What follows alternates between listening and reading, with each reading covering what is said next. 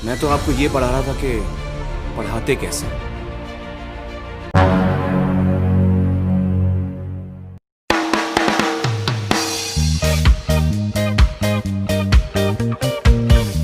Halo cuy, gimana skabsnya nih? Sehat? Cicilan motor aman? Kali ini gue bakal ngasih tau ke lu alur cerita dari film Three Idiots.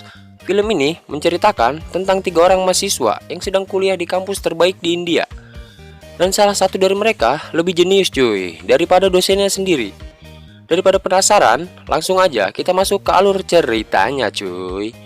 Tapi sebelumnya gue ingetin lagi nih ke lu, jangan lupa klik tombol subscribe dan nyalakan juga loncengnya cuy. Dan tanpa berlong time ago, langsung saja siapkan kopi terlebih dahulu. Jangan lupa udutnya, enakin posisi rebahan dan intro dulu cuy. Skoy deh.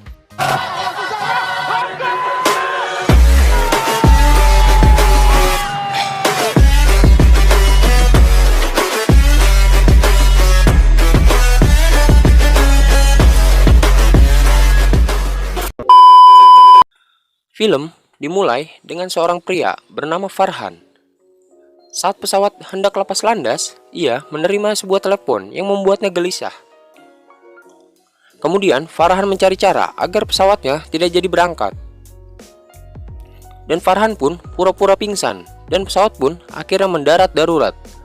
Kemudian Farhan dibawa menggunakan kursi roda. Dan saat perjalanan, tiba-tiba Farhan lompat dari kursi roda dan dia mengatakan bahwa dia baik-baik saja dan langsung kabur keluar bandara. Setelah keluar bandara, kemudian ia pergi menaiki gokar dan dia pun menelpon Raju untuk mengajaknya menemui Rancho. Sesaat kemudian, Farhan sampai di rumah Raju dan langsung cabut untuk pergi. Karena saking buru-burunya, Raju sampai lupa memakai kaos kaki dan celananya. Setelah sampai kampus, Farhan dan Raju langsung lari menuju menara. Dan pas sampai di atas menara, di sana sudah ada Catur yang menunggu. Farhan pun langsung menanyakan, di mana Rancu? Tetapi Catur malah memamerkan rumah mewah, mobil, dan lainnya. Dan Farhan pun menanyakan, kenapa Catur memamerkan itu semua? Dan Catur pun menunjukkan tanggal 5 September, yang dimana tanggal itu sudah ditulis 10 tahun yang lalu. Pada saat itu, ada sebuah kejadian yang dimana Farhan, Raju, Rancho, dan Catur taruhan untuk siapa yang paling sukses setelah lulus kuliah. Kesal karena dibohongi oleh Catur, Farhan pun ingin memukul Catur, namun ditahan oleh Raju. Kemudian Raju menanyakan, apakah tujuan sesungguhnya Catur menyuruh mereka berdua ke situ. Dan ternyata Catur mengajak Farhan dan Raju menemui Rancho untuk membuktikan siapa yang paling sukses. Dan Catur pun mengetahui keberadaan Rancho, yaitu di daerah Simela. Saat perjalanan, Farhan teringat kejadian di masa lalu, di mana saat Farhan lahir, ayahnya berkata bahwa saat gede nanti Farhan akan menjadi seorang tukang insinyur. Dan takdirnya sudah ditetapkan oleh ayahnya. Bahkan tidak ada satu orang pun yang menanyakan mau jadi apakah sebenarnya Farhan ini. Setelah dewasa, masuklah Farhan di sebuah kampus terbaik di India. Hari pertama masuk, Farhan mendapati sekamar dengan Raju dan Rancho. Malamnya, seluruh mahasiswa ini diospek oleh seniornya. Mereka pun disuruh hanya memakai celana dalam dan melakukan hal-hal yang konyol. Disitulah pertama kali Farhan bertemu Rancho. Rancho yang baru datang pun disuruh melepas baju dan celananya. Namun, Rancho malah lari ke dalam kamar. Seniornya pun marah dan menggedor-gedor kamarnya Rancho. Namun Rancho tetap tidak membukanya. Dan seniornya pun mengancam akan mengencingi kamar Rancho selama 1 semester jika tidak membuka pintunya. Dan mulai menghitung mundur dari 10 hingga 1. Di sisi lain, karena Rancho anaknya sangat jenius seperti saya, Rancho pun membuat alat listrik yang terbuat dari sendok dan kabel untuk mengerjai seniornya. Dan setelah selesai membuatnya, ditaruhlah alatnya tersebut di bawah pintu kamarnya. Dan seniornya pun langsung mengencingi kamarnya Rancho. Dan yang terjadi adalah otongnya seniornya langsung tersengat oleh listrik dan pecahlah kedua telur seniornya tersebut. Amazing. Macem-macem Rancho dia. Sekedar informasi dan pengetahuan, di sini Mat akan ngasih tahu bahwa air garam atau air kencing ini adalah penghantar listrik yang bagus. Info ini saya dapatkan dari guru saya bernama Bapak Bambang Pamungkas pada saat saya kelas 2 SD. Lanjut. The next day, rektornya yang bernama Virus sedang menaiki sepeda menuju kampus. Dan si Virus ini merupakan orang paling kompetitif. Bahkan saat naik sepeda saja tidak boleh ada yang mendahuluinya. Demi menghemat waktu, Virus membuat kancing baju elektrik dan dasi yang bisa langsung dipakai. Dan Virus pun melatih pikirannya agar bisa menulis dengan kedua tangannya secara bersamaan. Dan setiap jam 2 siang, Virus akan tidur selama 7 menit dan sambil mencukur jenggotnya. Setelah sampai kampus, Virus membawa burung cuko. Ia menceritakan bahwa burung cuko tidak pernah membuat sarangnya sendiri dan menaruh telurnya di sarang burung lain. Saat telur pertamanya menetas, dia akan menendang telur lainnya supaya pecah. Dan hidup dimulai dengan membunuh, begitulah hukum alam. Bersaing atau mati. Dan Virus mengatakan bahwa mahasiswa di sini adalah bagaikan burung cuko yang telah menendang calon mahasiswa lain yang tidak diterima di kampus ini. Bahkan anaknya si Virus ini sudah mendaftar 3 kali tapi selalu ditolak. PA bener anaknya. Gua kira bapaknya pinter, anaknya pinter kali. Saat kemudian Virus menunjukkan sebuah pena astronot. Dia menjelaskan bahwa di luar angkasa pena tinta, pulpen tidak bisa digunakan di luar angkasa. Dan setelah jutaan dolar dihabiskan, para ilmuwan berhasil menciptakan pena ini yang bisa digunakan menulis dari berbagai sudut, suhu apapun dan tanpa gravitasi. Dulu, waktu kuliah, si Virus ini dipanggil oleh guru besarnya dan diperlihatkan sebuah pena. Dan guru itu menjelaskan bahwa pena ini adalah lambang kesempurnaan dan akan ku berikan ini padamu. Dan apabila suatu saat nanti ada murid yang hebat, berikan pena ini padanya. Namun, Virus sudah menunggu selama 32 tahun dan belum ada murid yang hebat sama sepertinya. Dan setelah ngocehnya Virus, kemudian Ranco bertanya kepada Virus, jika di luar angkasa pulpen tidak bisa digunakan, kenapa astronot tidak mencoba saja menggunakan pensil? Bukankah itu bisa menghemat jutaan dolar? Dan Virus pun mendadak langsung terlihat pelanga-pelongo kebingungan. Dan Virus pun mengatakan bahwa hal itu akan dibicarakan lain kali. Skakmat dia. Bayangkan betapa jeniusnya Ranco. Baru masuk sehari saja sudah bisa membuat rektor kampus terbaik di India itu kebingungan dan terlihat di hadapannya. Setelah itu, Raju terlihat ketakutan dan Raju pun mengatakan kepada Farhan, tadi malam Ranco sudah mengerjai senior dan tadi pagi mempermalukan rektor. Raju khawatir jika terus bersama Ranco, dia bisa terkena masalah. Kemudian Ranco bertanya kepada anak ini, dan anak ini bernama Milimeter, kenapa ia tidak sekolah? Kemudian anak ini menjawab, siapa yang bayar? Baba lu. Galak banget nih anak kecil. Sontak, hal itu membuat Raju marah.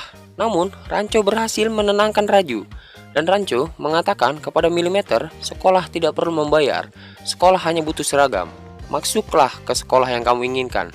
Dan jika ketahuan, maka masuklah ke sekolah yang lain lagi. Farhan pun semakin kagum dengan Ranco, karena Ranco selalu menantang dunia dan cuma Ranco yang berhasil merdeka dari penjaranya si Virus. Saat di dalam kelas, Ranco disuruh menjelaskan pengertian mesin oleh dosennya. Dan Ranco menjawab, mesin adalah suatu alat untuk meringankan pekerjaan manusia, contohnya seperti kipas angin, handphone, dan resleting. Namun, ditertawakan oleh semua teman-temannya, dan mukanya dilempar kapur oleh dosennya karena tidak suka dengan jawaban Ranco. Kemudian Catur menjelaskan pengertian mesin secara terperinci dan membuat dosennya kagum. Kemudian Ranco protes karena Ranco merasa sudah menjelaskan semuanya, tetapi dengan bahasa yang sederhana. Dan karena hal itu membuat dosen yang marah dan menyuruh Ranco untuk keluar kelas. Saat keluar, tiba-tiba Ranco balik lagi. Ranco mengatakan bahwa dia ketinggalan sesuatu dan dia menjelaskan ke dosennya dengan bahasa yang rumit. Hal itu pun membuat dosennya bingung, dan dosennya pun bingung, apa yang barusan kamu katakan? Dan Ranco menjawab, buku saya pak, ketinggalan, buku saya. Dan dosennya pun bertanya lagi, kenapa kamu tidak menjelaskannya secara sederhana saja? Dan Ranco menjawab, saya sudah melakukannya Pak tadi, tetapi Anda tidak suka dengan bahasa yang sederhana. Skakmat lagi cuy. Amazing Ranco. Idola saya dia. Dan semua temannya pun tertawa. Dan lagi-lagi dosennya pun terlihat PA di hadapannya cuy. Ranco paling sering disuruh keluar oleh dosennya. Dan Ranco selalu masuk ke kelas manapun yang ia sukai. Dan Ranco ini adalah orang yang sangat tergila-gila dengan mesin. Dan ia pun selalu membawa obeng kemanapun dia pergi. Dan Ranco akan membongkar semua mesin yang ia temui. Ada sebagian yang berhasil dan ada juga sebagian yang rusak. Cerita berganti ke mahasiswa yang bernama Joy Lobo. Joy Lobo ini adalah mahasiswa tingkat akhir yang sedang mengerjakan tugas akhirnya atau TA. Saat Virus lewat, Joy menanyakan kepada Virus tanggal wisudanya karena Joy Lobo akan jadi tukang insinyur pertama di desanya cuy. Dan Virus pun menyuruh Joy menelpon ayahnya dan mengatakan bahwa Joy tidak akan lulus tahun ini karena proyek Joy tidak masuk akal. Karena frustasi, Joy pun membuang hasil penemuannya ke tong sampah. Ranco yang melihat akan hal itu langsung mengambil dan membawa ke kamarnya. Karena menurutnya idenya Joy adalah sangat menarik dan Ranco akan meneruskannya. Dan memberi Joy kejutan dan menerbangkan drone-nya ke kamarnya Joy.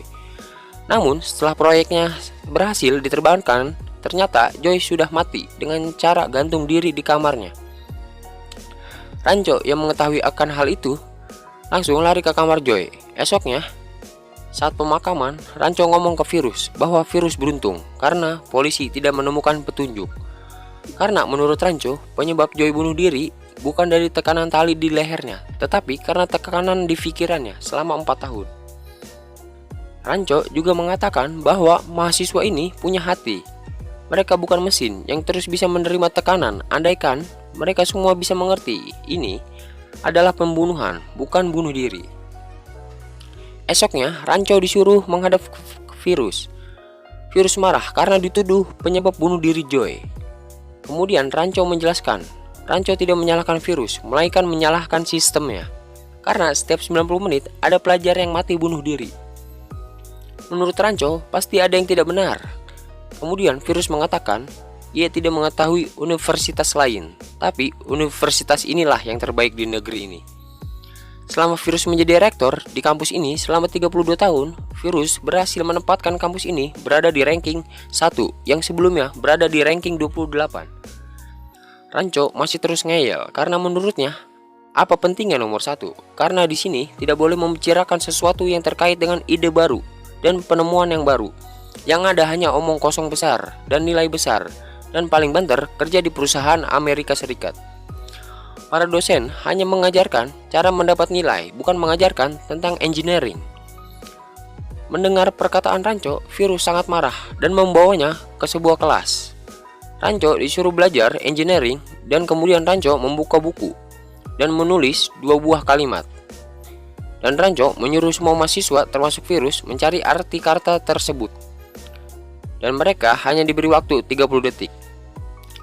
Saat waktu sudah habis, tak seorang pun mampu menjawab. Ranco pun lalu menjawab, jika kita tarik waktu ke belakang, apakah ada yang tertarik? Dan apakah ada yang berpikir ada ide baru dan penemuan baru? Tentu saja tidak, karena semua hanya berlomba-lomba. Dan apakah pengetahuan Anda meningkat? Tidak juga dong, karena yang ada hanya tekanan. Dan Ranco pun menjelaskan bahwa ini universitas, bukan panci presto. Karena geram dengan semua omongan Ranco, Virus menyuruh Ranco untuk segera memberitahu apa arti kata tersebut. Dan jawabannya adalah itu merupakan nama dari kedua teman Ranco, yaitu Farhan dan Raju. Virus makin marah dengan Ranco. Apakah begini saja cara Anda mengajar engineering? Kemudian Ranco menjawab, saya tidak mengajari Anda engineering, tetapi saya mengajari Anda bagaimana caranya mengajar. Wow, amazing. Semua mahasiswa pun tertawa dan Virus semakin panas dibuatnya. Tidak terima karena dipermalukan Ranco, Virus membuat sebuah surat kepada keluarga Raju dan Farhan. Dalam sebuah surat tersebut mengatakan jika Raju dan Farhan masih terus bersama Ranco, maka mereka berdua tidak akan lulus. Kemudian mereka berdua pun disuruh pulang untuk dimarahi. Saat dimarahin, ayahnya Farhan, Ranco melihat-lihat foto-foto hasil jepretan Farhan. Kemudian ayahnya menjelaskan sebenarnya Farhan ingin menjadi fotografer. Kemudian Ranco mengatakan kenapa Farhan tidak diarahkan untuk menjadi fotografer saja dan kenapa malah disuruh menjadi tukang insinyur. Ayahnya kemudian memohon kepada Ranco supaya tidak merenggut masa depan anaknya. Kemudian ibunya datang untuk menyuruh mereka makan, tetapi ayahnya menghalangi dan malah menyuruh Ranco untuk pulang. Setelah dari rumah Farhan, kemudian ia pergi ke rumah Raju. Dan rumah Raju seperti film jadul, hitam dan putih. Dan ayahnya Raju dulunya adalah tukang pos dan sekarang sedang sakit parah. Sedangkan ibunya adalah pensiunan guru. Dan kakaknya belum menikah karena calon suaminya minta mas kawin seperangkat alat mobil. Dan mobilnya dibayar tunai. Sah, alhamdulillah. Amazing guys, amazing.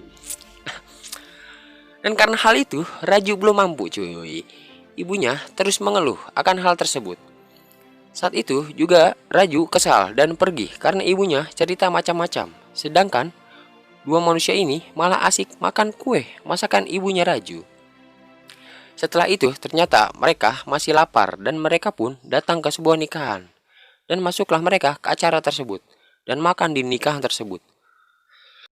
Setelah itu Rancu melihat seorang wanita bernama Pia yang sedang dimarahi pacarnya yang bernama Suhas karena mengenakan jam tangan yang jadul. Karena kasihan, Ranco pun mendatangi Pia dan memberikan saran supaya Pia tidak menikahi Suhas.